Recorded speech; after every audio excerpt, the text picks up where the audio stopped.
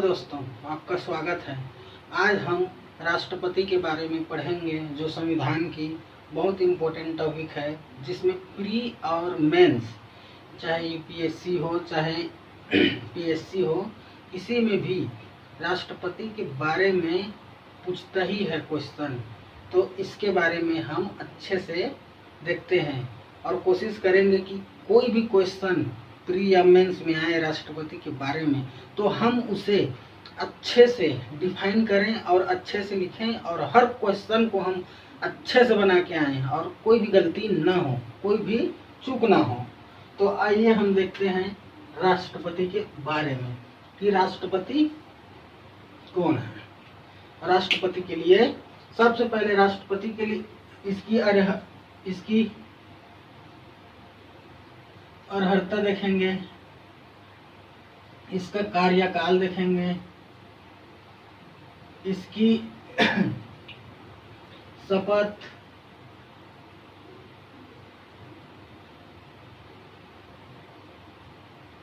इसका मताधिकार,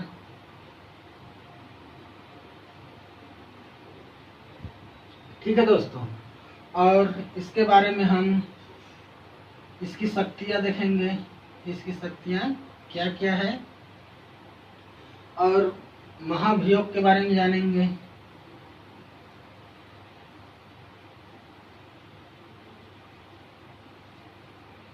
ठीक दोस्तों,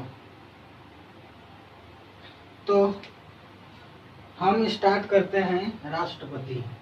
तो राष्ट्रपति के लिए सबसे पहले देख लेते हैं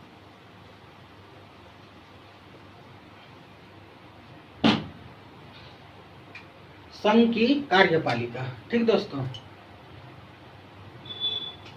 संघीय कार्यपालिका।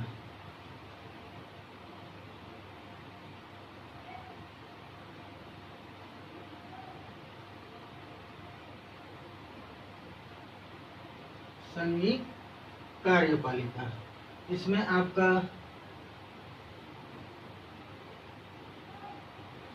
प्रधानमंत्री और मंत्रिपरिषद,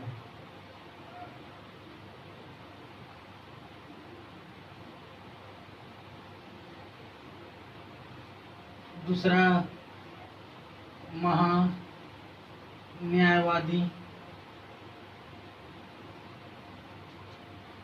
देख सकते हैं उपराष्ट्रपति,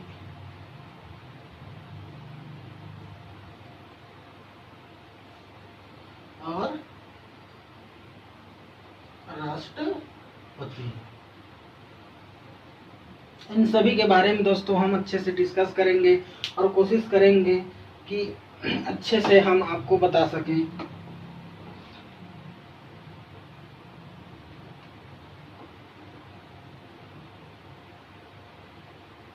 ठीक है दोस्तों, कोशिश करेंगे कि आपको अच्छे से बता सकें। सबसे पहले राष्ट्रपति क्या है।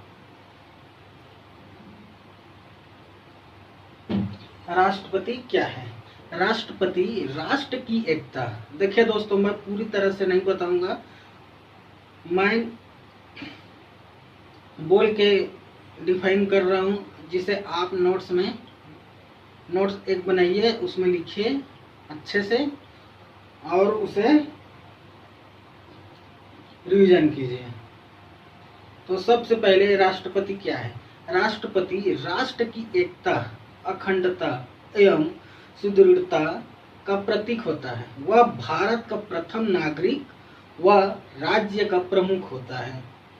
संविधान के अनुच्छेद 52 में, संविधान के अनुच्छेद 52 में, अनुच्छेद 52 में राष्ट्रपति भारत का एक राष्ट्रपति होगा। ठीक है दोस्तों, संविधान के अनुच्छेद 52 में भारत की एक राष्ट्रपति होगा।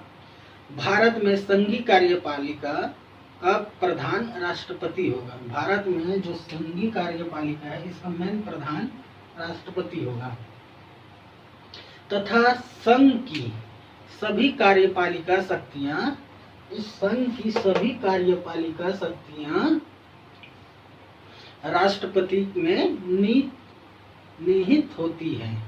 ठीक दोस्तों, जिनका प्रयोग संविधान के अनुसार स्वयं या अधीनस्थ पदाधिकारी के माध्यम से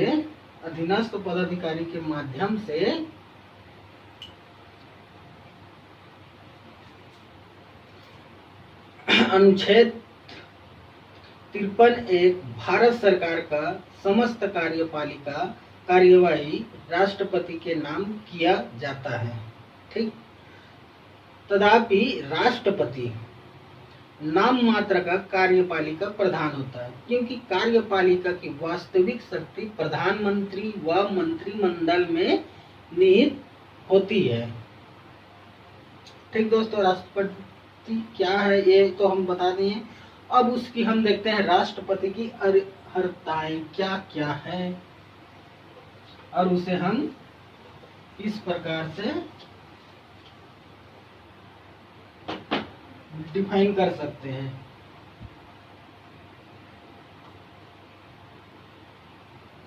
अर्हता, ठीक, अनुच्छेद 58 के अंतर्गत कोई व्यक्ति राष्ट्रपति निर्वाचित होने का पात्र तभी होगा जब वह भारत का नागरिक होगा, 35 वर्ष की आयु पूरी कर ली हो, लोकसभा सदस्य का निर्वाचित होने की योग्यता रखता हो, वह किसी लाभ के पद में न हो। इसके अतिरिक्त राष्ट्रपति पद के लिए उम्मीदवार के नामांकन के लिए कम से कम 50 निर्वाचक नाम का प्रस्ताव और कम से कम 50 निर्वाचक प्रस्ताव का अनुमोदन करें। यह व्यवस्था 1997 से राष्ट्रपति की अधिसूचना के माध्यम से किया गया है। ठीक दोस्तों, सन 1957 से पहले जो अभी 50-50 जो मैंने बोला 1957 से किया गया है, लेकिन 1957 के पूर्व 10-10 संख्या थी। राष्ट्रपति दोस्तों संसद के किसी सदन अथवा किसी राज्य की विधानमंडल के किसी भी सदन का सदस्य नहीं होगा। एक बार और सुन लीजिए दोस्तों, राष्ट्रपति संसद की किसी भी सदन, चाहे वो राज्यसभा हो चाहे लोकसभा हो, किसी भी सदन का सदस्य अथवा विधानमंडल के किसी भी सदन का सदस्य नहीं होगा। यदि निर्वाचन के पूर्व इसका सदस्य है तो उसी निर्वाचन की तिथि से उसका स्थान उस सदन से रिक्त माना जाएगा। राष्ट्रपति अन्य कोई लाभ का पद धारण नहीं करेगा। ठीक दोस्तों, और देख सकते हैं अनुच्छेद 52 में अनुच्छेद 57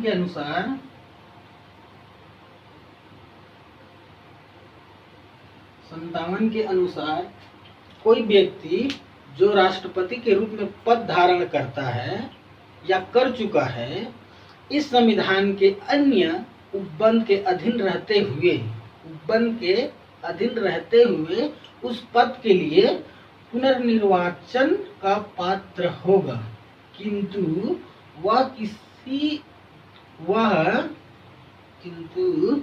वह कितनी बार राष्ट्रपति चुना जाएगा ये संविधान में उल्लेख नहीं किया गया है दोस्तों, अनुच्छेद 57 के अनुसार। अब उसकी निर्वाचन मंडल देखते हैं। अर्हता तो हो गई उसका निर्वाचन मंडल।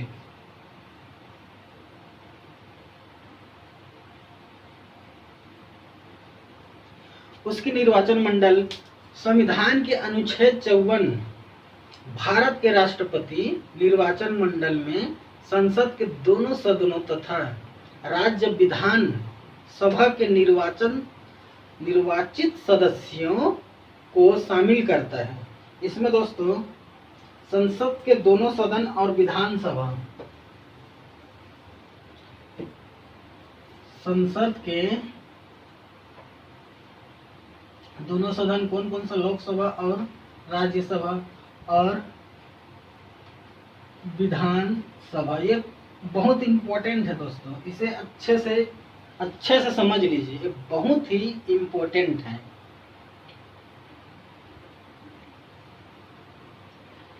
इसका निर्वाचन मंडल, या तो इसे प्री में पूछा जाता है, या तो मेंस में भी पूछते हैं, या तो प्री में भी पूछा जाता है। लोकसभा और राज्यसभा और विधानसभा, इस तीनों का केवल निर्वाचित सदस्य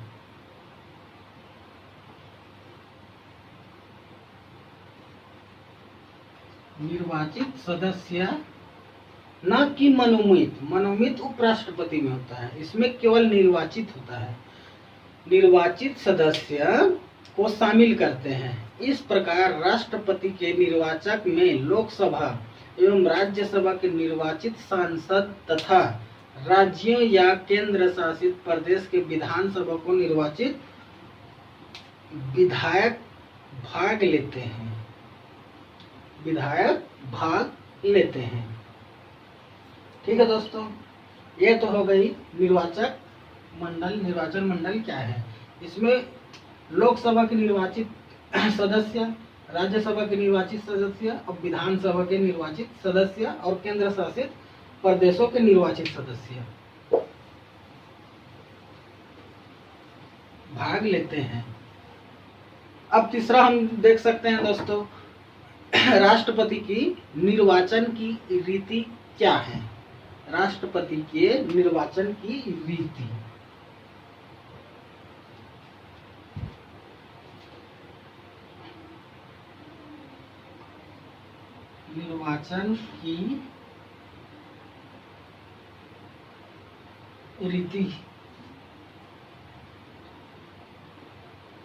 निर्वाचन की रीति देखते हैं।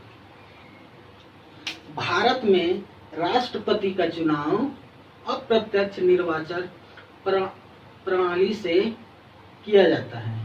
संविधान के अनुच्छेद 55 में यह निर्धारित किया गया है कि राष्ट्रपति का चुनाव अनुपातिक प्रतिनिधित्व या तो एकल संक्रमण मत के द्वारा होता है, और ऐसे निर्वाचित मतदान गुप्त होगा तथा यथासंभव विभिन्न राज्यों के प्रतिनिधि के मापन में एक रूपता रखी जाएगी।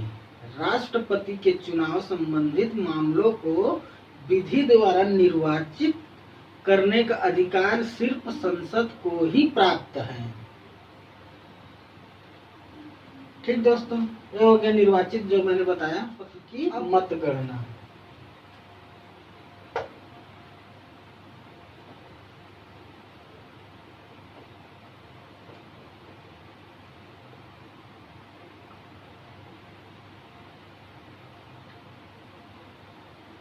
कि इसकी मतगणना कैसे होती है।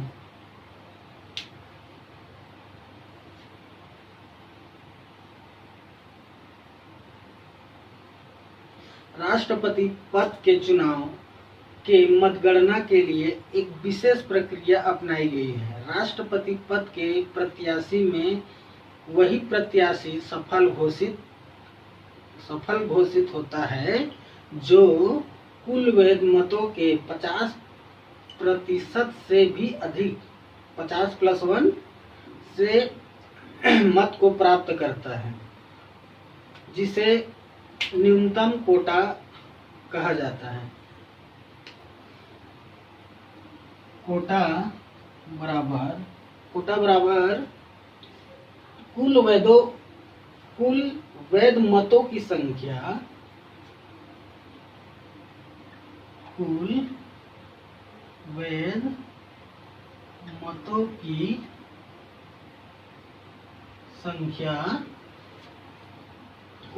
मतों की संख्या डिवाइड बाई कुल स्थानों की संख्या, डिवाइड बाई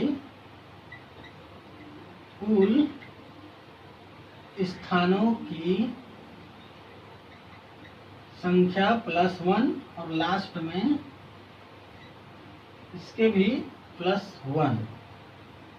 ठीक दोस्तों, ये है राष्ट्रपति की मतगणना। राष्ट्रपति के चुनाव में प्रयोग होने वाले मत पत्र में सभी प्रत्याशी को वरीयता क्रम में मत प्रदान किया जाता है। मतगणना के दौरान सबसे पहले प्रत्येक प्रत्याशी को प्राप्त प्रथम वरीयता के गणना की जाती है। यदि मतगणना में पहले पत्र किसी प्रत्याशी को न्यूनतम कोटा 50+1 से न्यूनतम अगर कोटा मिलता है तो उसे सफल घोषित कर दिया जाता है। यदि किसी प्रत्याशी को न्यूनतम कोटा प्राप्त नहीं होता तो प्रथम वरीयता सबसे कम मत प्राप्त करने वाले प्रत्याशी को बाहर कर दिया जाता है। ठीक है दोस्तों, कोटा हो गया। मतलब अगर किसी प्रत्याशी को 50+1 अगर मिल जाता है तो सफल हो जाता है। अगर नहीं मिलने के कारण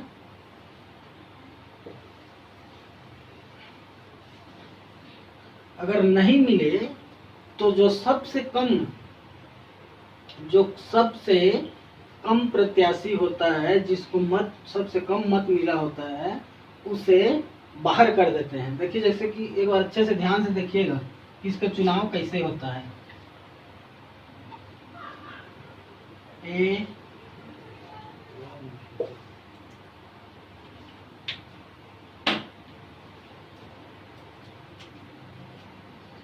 A B C D।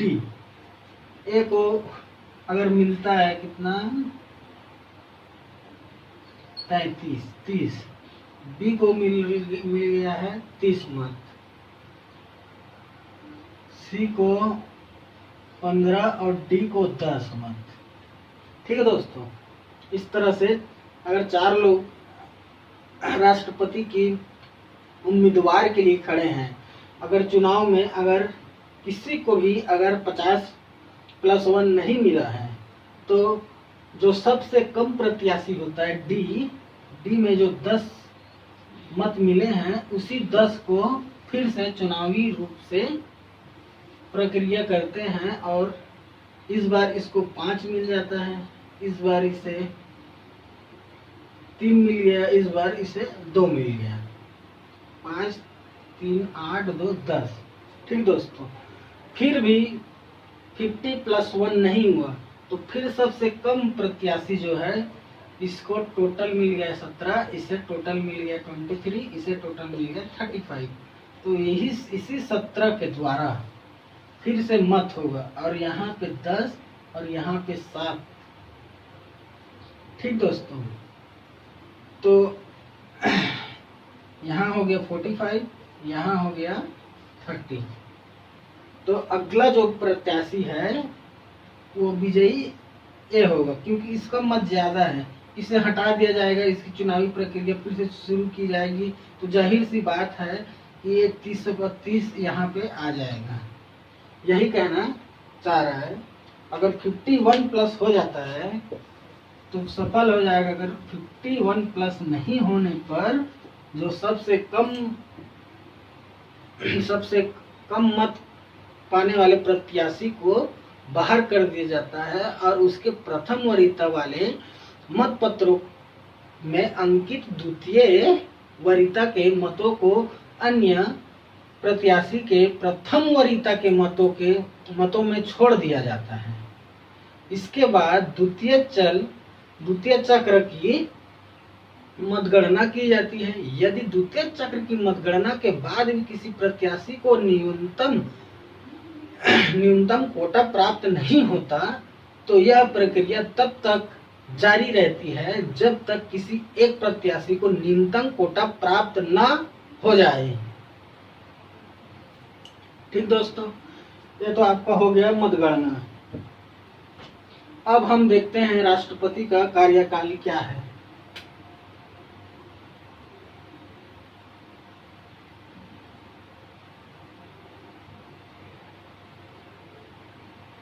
उसका कार्यकाल, राष्ट्रपति का कार्यकाल अनुच्छेद 56 के अनुसार राष्ट्रपति का कार्यकाल पद ग्रहण करने की तिथि से 5 वर्ष तक पद धारण करेगा। 5 वर्ष जिस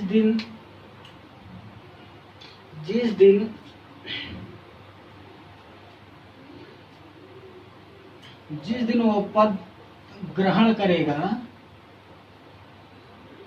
मान के चलिए कि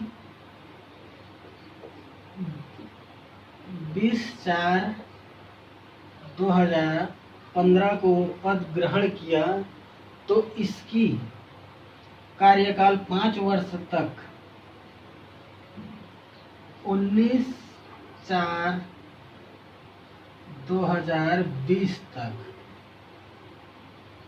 20/4/2020 तक इसका कार्यकाल वर्ष पद धारण करेगा। परंतु राष्ट्रपति उपराष्ट्रपति को संबोधित अपने हस्ताक्षर सहित लेख द्वारा अपना पद त्याग सकेगा।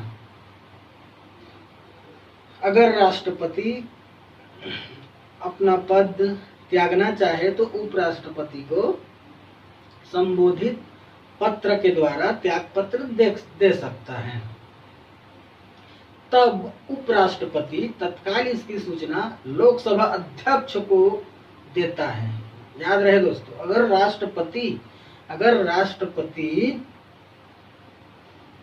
उपराष्ट्रपति को संबोधित अगर कोई त्याग पत्र देता है तो इसकी सूचना उपराष्ट्रपति तत्काल लोकसभा अध्यक्ष को देता है। यह अनुच्छेद 61 में उपबंधित महाभियोग द्वारा हटाया जा सकता है। इसे यदि राष्ट्रपति का पद किसी मृत्यु, त्याग पत्र, महाभियोग अथवा किन्हीं अन्य कारणों से रिक्त होता है तो उपराष्ट्रपति राष्ट्रपति के निर्वाचित होने तक कार्यवाहक के रूप में कार्य करेगा।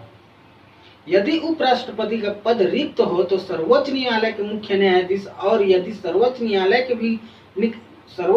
के मुख्य न्यायाधीश अगर ना हो तो उच्चतम न्यायालय के वरिष्ठ न्यायाधीश कार्यवाहक के रूप में कार्य करेगा, लेकिन कभी भी राष्ट्रपति का पद खाली नहीं रहेगा। ठीक है दोस्तों, ये तो हो गया कार्यकाल। अगर राष्ट्रपति का पद किसी भी कारण में मृत्यु, त्याग पत्र या महाभियोग होता है तो उसके जगह में राष्ट्रपति की जगह में उपराष्ट्रपति, अगर उपराष्ट्रपति ना हो तो सर्वोच्च न्यायालय के मुख्य न्यायाधीश, अगर सर्वोच्च न्यायालय के मुख्य न्यायाधीश पद भी रिक्त हो तो उच्चतम न्यायालय के वरिष्ठ न्यायाधीश कार्यवाहक के रूप में कार्य। हम देख रहे हैं शपथ।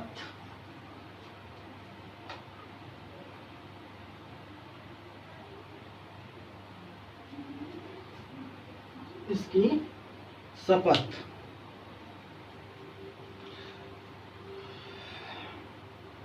उच्चतम न्यायालय के मुख्य न्यायाधीश द्वारा राष्ट्रपति को शपथ दिलाई जाती है।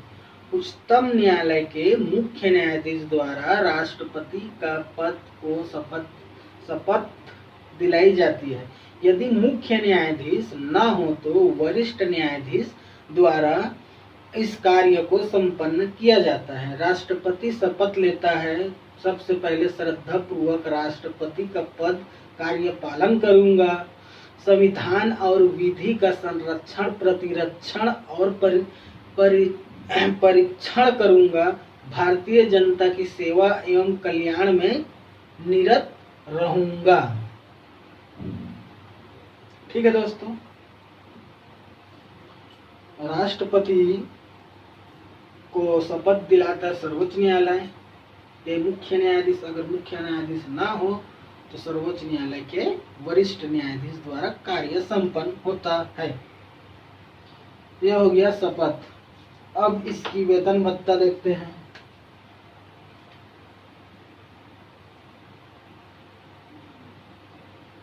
वेतन और भत्ते, वेतन और भत्ते।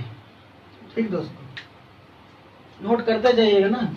हरिहरताय के बारे में बता दिया, निर्वाचन मंडल दिखा दिया, निर्वाचन की रीति, उसकी मतगणना, उसका कार्यकाल, उसकी शपथ, और देखते हैं वेतन और भत्ते, राष्ट्रपति के वेतन और भत्ते। अनुच्छेद 59 के अनुसार राष्ट्रपति को निःशुल्क शासकीय निवास उपलब्ध होता है।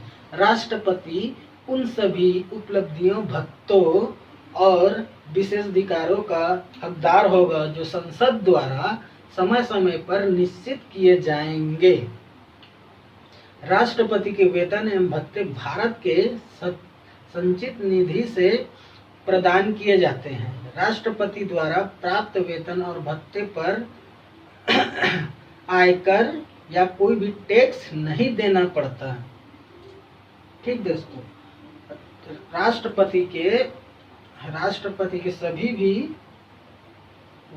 के वेतन भत्तों में से कोई भी टैक्स नहीं देना पड़ता। अभी राष्ट्रपति का वेतन है 5 लाख रुपए पर महीना, पर मंथ 5 लाख रुपए अभी करंट में राष्ट्रपति का वेतन। अब एक लास्ट देख के मैं क्लास समाप्त करूंगा दोस्तों। और इसकी जो शक्तियां हैं इसे हम नेक्स्ट क्लास में देखेंगे, क्योंकि इसकी शक्तियां भी बहुत है राष्ट्रपति की।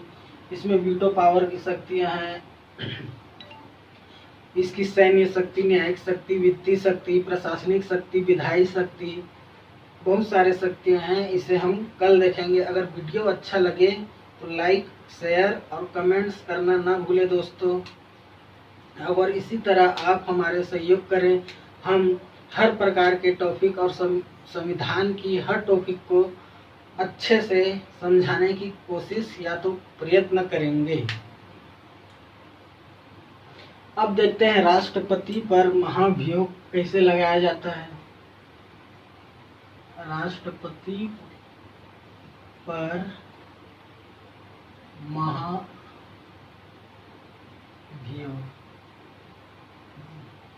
ठीक दोस्तों, राष्ट्रपति पर महाभियोग। राष्ट्रपति को संविधान अतिक्रमण करने पर संसद द्वारा एक विशेष प्रक्रिया से उसके पद से हटाया जा सकता है। इसे महाभियोग कहा जाता है। इस प्रक्रिया को अमेरिका के संविधान से ली गई है। ठीक दोस्तों, महाभियोग को अमेरिका के संविधान से हमारे भारत वाले जो डॉक्टर भीमराव अंबेडकर जी संविधान रचित हैं वो वहाँ से लिया गया है। यह किसी भी सदन से प्रारंभ हो सकता है, या तो राज्यसभा से या तो लोकसभा से। जिस सदन में यह प्रस्ताव प्रस्तुत किया जाता है उसके 1/4 1/4 यानी कि 25% सदस्य के हस्ताक्षर होने चाहिए। अगर लोकसभा हो या राज्यसभा हो, जिस सदन में यह प्रस्ताव प्रस्तुत किया गया हो वहां उसी सदन से 1/4 या तो 25% सदस्यों के हस्ताक्षर होने चाहिए।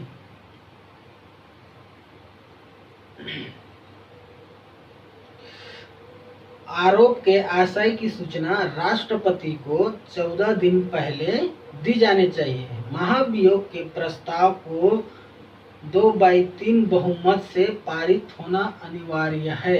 इस प्रस्ताव 2/3 बहुमत से पारित होना अनिवार्य है, जिसे पुनः दूसरे सदन में पारित होने के लिए भेजा जाता है। तो दूसरे सदन पहले इन आरोपों की जांच करता है एवं महाभियोग के प्रस्ताव को दूसरे सदन में भी 2/3 बहुमत से पारित करना पड़ता है। महाभियोग के दोनों सदनों में पारित होने के बाद विधेयक पारित होने की तिथि से राष्ट्रपति की अपनी पद से हटना पड़ता है। अभी तक एक भी ऐसा अवसर नहीं आया है जब राष्ट्रपति पर महाभियोग के द्वारा उसे हटाया गया हो। तो कैसा लगा दोस्तों आज का क्लास? अगर अच्छा लगा हो तो आप हमें जल्द से जल्द बोलें कि सर इसकी शक्तियों के बारे में भी बताइए, राष्ट्रपति की इसकी शक्तियों के बारे में भी हम अगले नेक्स्ट क्लास में डिस्कस करेंगे। अगर अच्छा नहीं लगा हो दोस्तों तो फिर हमें कमेंट्स में बताइए कि सर आप अच्छे से नहीं डिफाइन कर पा रहे हैं, तो अपने कमियों को खोजेंगे और अच्छे से आपको हम बता पाएंगे। आज के लिए दोस्तों क्लास यहीं पे समाप्त होता है। धन्यवाद।